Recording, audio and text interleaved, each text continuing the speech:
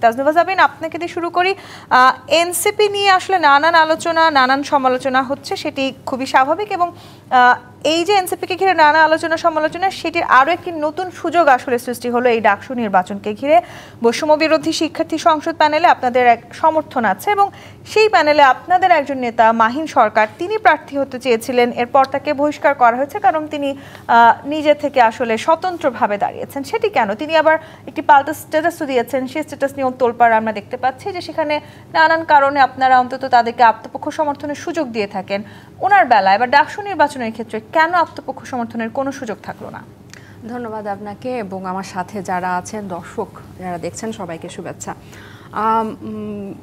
অনেক দিন পরে এই ক্যাম্পাসে নির্বাচনগুলো হচ্ছে এবং গত কয়েকদিন ধরে যে ধরনের একটা আমেজ সৃষ্টি হয়েছে এই নির্বাচনগুলোকে ঘিরে, আমি যদিও কখনো ছাত্র রাজনীতি করি নাই, তারপরও সোশ্যাল মিডিয়ায় বা টিভিতে দেখতে এবং পেপারে পড়তে খুবই ভালো লাগছিল যে অনেক দিন পরে বেশ একঝাঁক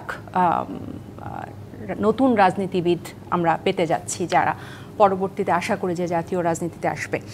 মাহিনের ব্যাপারটা, মাহিন গণ অভ্যুত্থানের অন্যতম একটা ফেস। সে গণ অভ্যুত্থানের একদম সামনের সারিতে থেকেই নেতৃত্ব দিয়েছিল, কিন্তু এনসিপির ম্যাক্সিমাম নেতারাই হচ্ছে ছাত্র রাজনীতি থেকে উঠে এসেছেন এবং গণ অভ্যুত্থানে তারা ছাত্রনেতা হিসেবেই কিন্তু নির্দলীয় ব্যানারে বা বৈষম্য বিরোধী ছাত্র আন্দোলনের ব্যানারে নেতৃত্ব দিয়েছেন।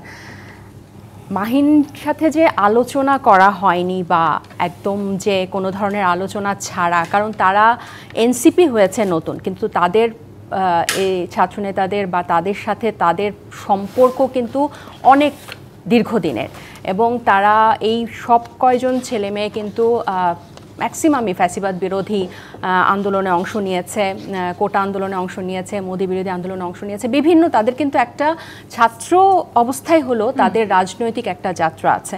সো তাদের মধ্যে কিন্তু এক ধরনের বোঝাপড়া আছে এবং মাহিনের দুঃখ পাওয়াটা বা তার ক্ষোভ প্রকাশ করাটাকে আমি আসলে স্বাভাবিকই মনে করি, কারণ এনসিপিতে সে ছিল একটা পদে এবং যেহেতু এনসিপি ছাত্র রাজনীতিতে আসলে আমরা যেহেতু এখন একটা রাজনৈতিক দল হয়ে গেছে, এটাতে ইনভলভমেন্ট হওয়াটা কিন্তু আমরা ওভাবে সমর্থন করি না দলগতভাবেই। অন্য সব রাজনৈতিক দল করতে পারলে আপনারা কেন সমর্থন করছেন?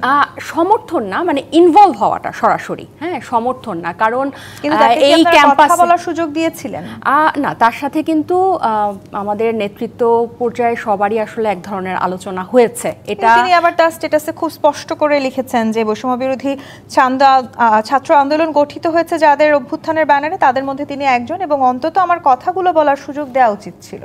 এটা তার ক্ষোভ থেকে হয়তো সে বলতে পারে, কিন্তু আমি এতটুকু দায়িত্ব নিয়ে বলতে পারি যে তার সাথে কোনো ধরনের বোঝাপড়া ছাড়া বা আলোচনা ছাড়া, কথাবার্তা ছাড়া কিন্তু হুট করে এটা দেওয়া হয় নাই। তবে এটাও আমরা বলতে চাই, মাহিন তার নিজের জন্য, তার নিজের রাজনৈতিক কেরিয়ারের জন্য যেটা ভালো মনে করেছে সেটা করেছে এবং তার জন্য আমাদের সবসময় শুভকামনা থাকবে। এবং শুধু তার জন্য না, এই ক্যাম্পাসের এই নির্বাচনগুলোর মাধ্যমে যারা উঠে আসবে, সেটা যে দলেরই হোক, যে ব্যানারই হোক, আমরা খুবই আশাবাদী যে এই যে এখন থেকে যে একটা রাজনীতিতে নতুন মুখ আসার যে একটা পথ সৃষ্টি হচ্ছে, সেটা অব্যাহত থাকবে। এখন এই ধরনের বিভিন্ন ধরনের ইস্যু, এগুলো আসতেই থাকবে, কিন্তু আলটিমেটলি তারা জাতীয় রাজনীতিতে বা দেশের জন্য কতটুকু ভূমিকা রাখছে বা কি করছে, সেটা আমার কাছে। কিন্তু এই ধরনের ইস্যুগুলো বারবার সামনে আসাতে তাসনুভা, আপনি কি মনে করেন না যে আসলে এনসিপির ইমেজেও এক ধরনের ঘাটতি তৈরি হচ্ছে?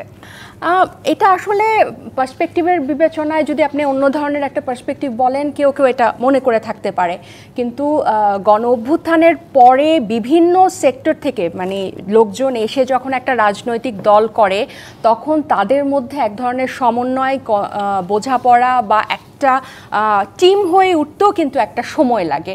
সো এই সময়টাতে এই যেগুলা হচ্ছে এটা কিন্তু আমার কাছে এটাকে স্বাভাবিক মনে হয়, কারণ এক একজন এক একটা মাঝখান দিয়ে কিন্তু যাচ্ছে, তার নিজস্ব একটা চিন্তা ভাবনা আছে, সেটা হয়তো দলের সাথে মিলবে না, আবার দলের একটা নিজস্ব সাংগঠনিক চিন্তা ভাবনা আছে, সেটা হয়তো কোনো ব্যক্তি রাজনীতিবিদের সাথে মিলবে না।